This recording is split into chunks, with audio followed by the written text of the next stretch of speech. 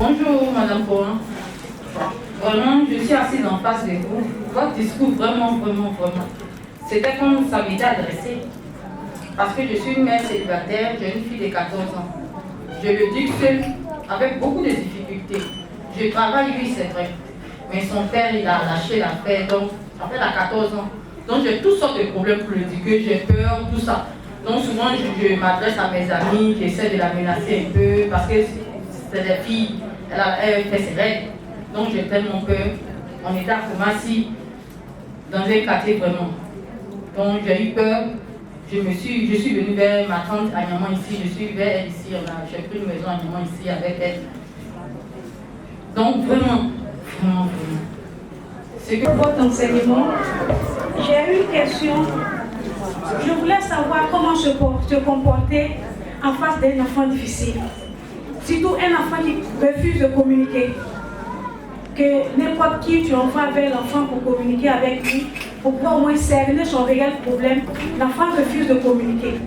Et c'est toujours, malgré tous les conseils de chacun de nous, de tout le monde, même les étrangers qui viennent à la maison, l'enfant ne réagit pas, c'est toujours le même comportement. Même à l'école, il n'a pas de résultat. Il n'a que 16 ans et le vieux malheureusement ne vit plus depuis l'année passée. Donc c'est compliqué pour nous. Comment réagir face à un tel enfant? Merci madame. Moi je voudrais savoir, d'abord je dis merci à Maman Pohan pour tous ses conseils, pour cette conférence éloquente. Et je voudrais en même temps avoir quelques astuces pour pouvoir mieux approcher un enfant qui est sournois, un enfant qui ne souffre pas facilement. Je voulais quelques astuces seulement. Merci.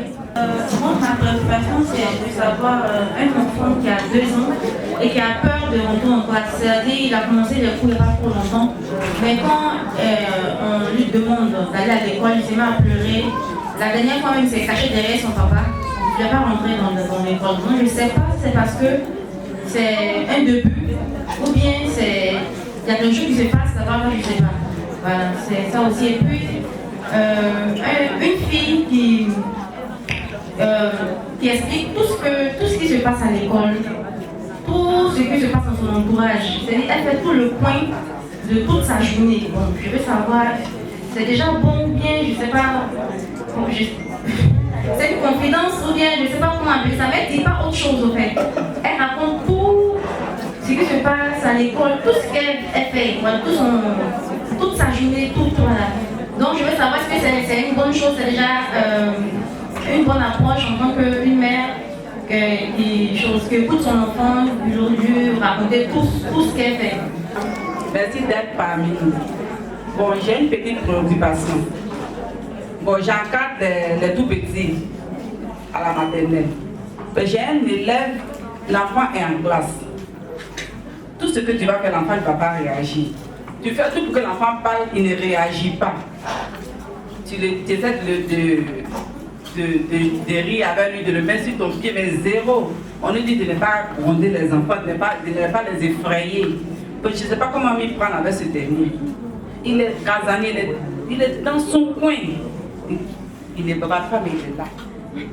Donc c'est vraiment difficile pour moi. Donc j'aimerais avoir quelques conseils pour pouvoir amener l'enfant à participer. Mettez-vous dans la posture d'une personne qui peut se tromper et qui peut avoir fait du tort à l'enfant.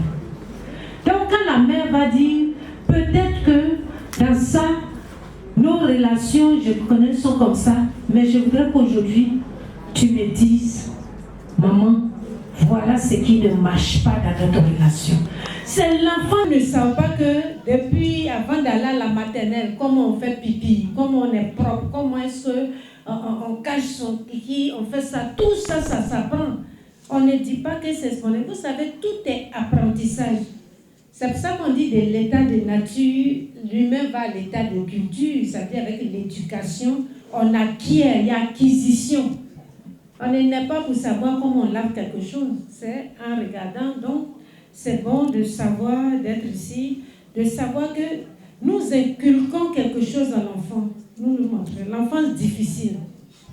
Il y a beaucoup de situations. Aujourd'hui, on a l'impression que c'est 2 adultes qui se séparent.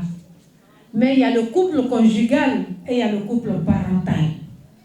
Quand il y a séparation, il y a déstructuration de la famille et l'enfant perd. Parce que dans le couple, vous oubliez une chose, vous êtes en même temps époux et père. Vous êtes en même temps épouse et mère. Donc, l'enfant a deux casquettes. Quand il y a soit séparation, soit des violences conjugales et autres, l'enfant qui est là, il voit son parent souffrir. Si la maman insulte le père, son mari, l'enfant est blessé parce que c'est son père. Quand le papa frappe la maman, il oublie que c'est la mère d'un enfant qui frappe. Donc, les enfants en difficulté sont soit des enfants d'un environnement de violence familiale, d'un environnement de séparation.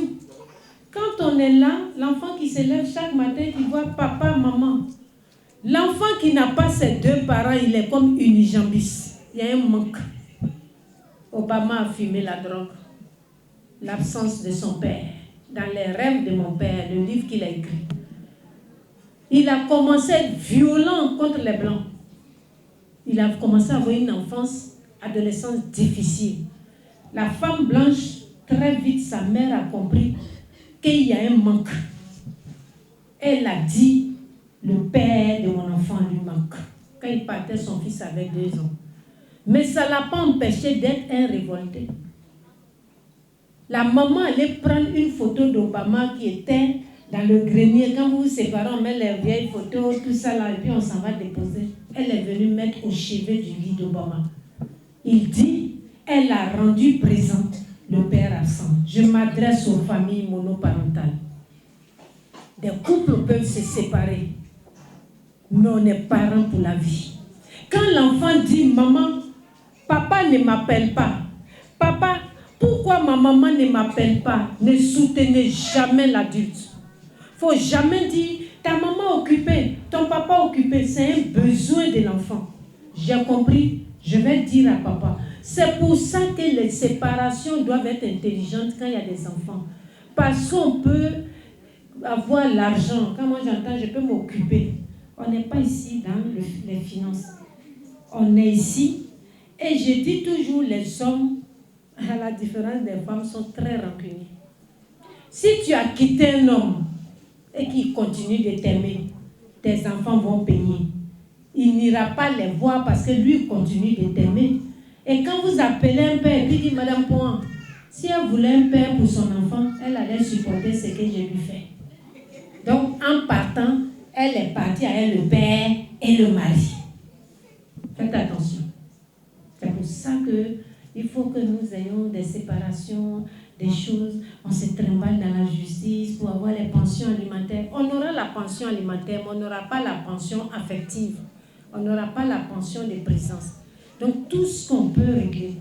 Et donc, quand on dit les enfants difficiles, c'est des blessures de l'enfance. C'est des enfants qui ont vécu des situations. C'est des enfants qui sont perturbés. On identifie ces blessures. On identifie le problème que l'enfant a. Tout a une cause en psychologie. Tout a une cause. Généralement, nous agissons sur les conséquences. Quand on dit l'enfant est difficile, quelle est la cause qui a mené cet enfant à être difficile? Vous ne pouvez pas agir sur une conséquence parce que chaque élément est différent.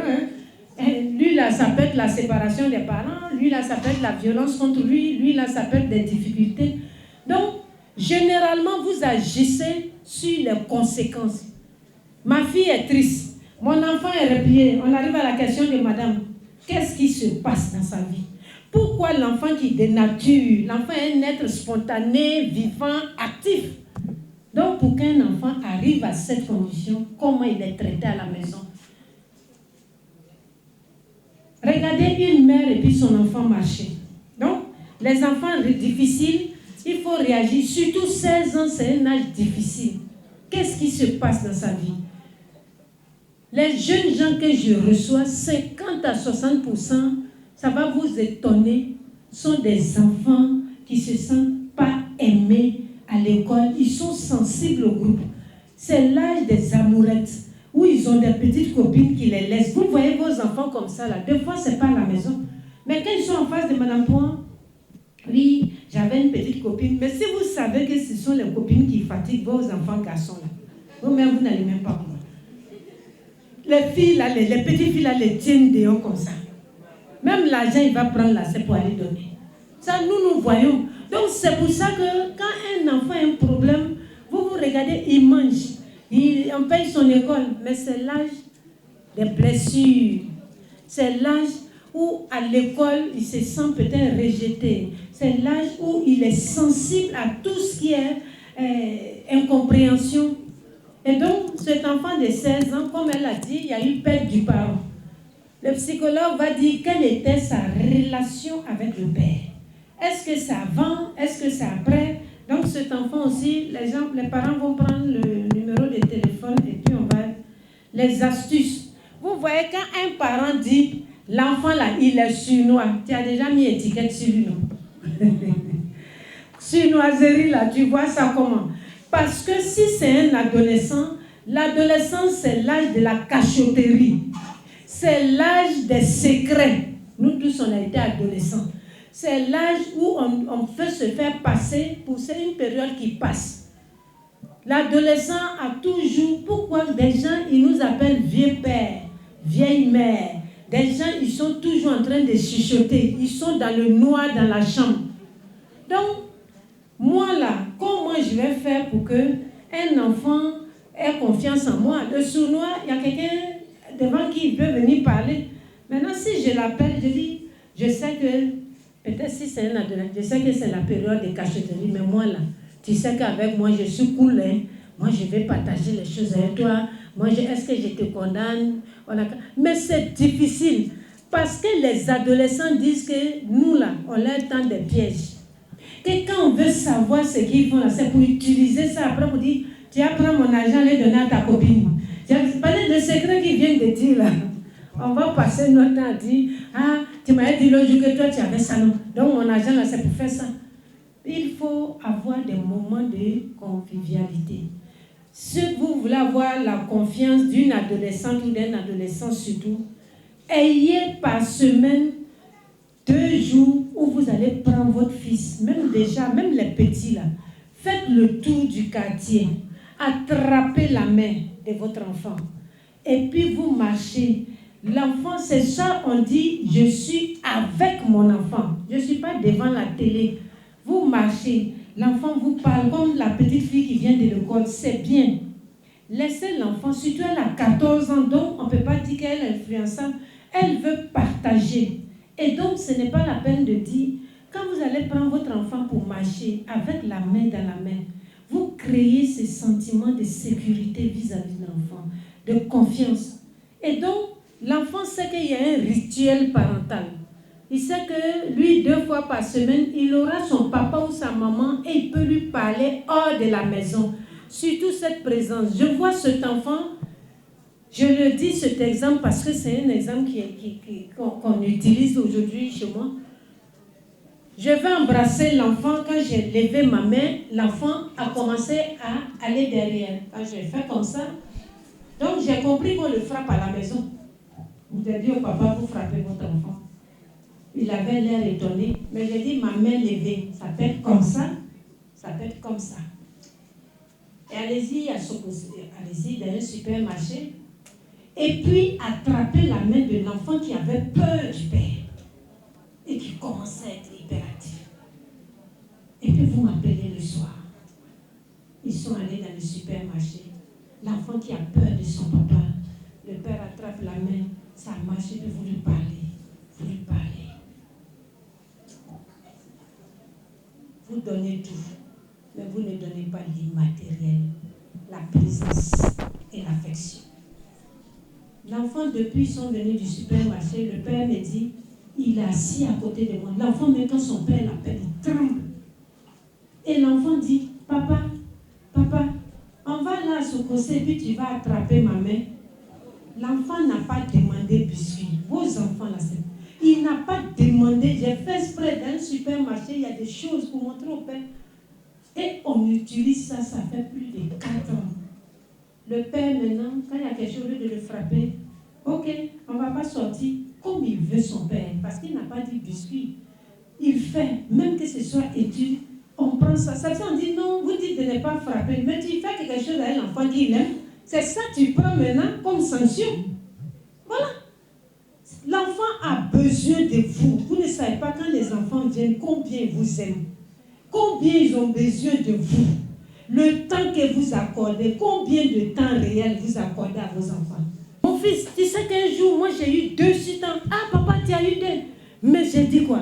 Plus jamais de 2 dans ma vie. L'enfant sent qu'on peut aller d'une situation difficile à une situation améliorée. Donc, l'enfant de 2 ans qui ne veut pas. Mais vous savez que de 0 à 2 ans, c'est la période d'attachement. La maternelle, c'est la première fois que l'enfant va vivre la séparation individuation. La séparation. On est toujours avec le parent. On est toujours... Donc, c'est normal que l'enfant qui va pour la première fois à l'école, ça fait peut-être 2 mois que nous avons commencé l'école, qu'on comprenne que cet enfant est de la difficulté.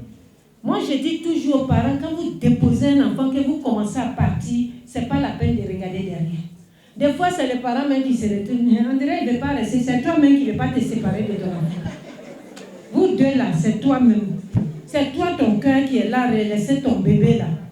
Donc, des fois, chez le petit garçon, c'est normal. Donc, il faut lui dire, on lui donne le goût de l'école.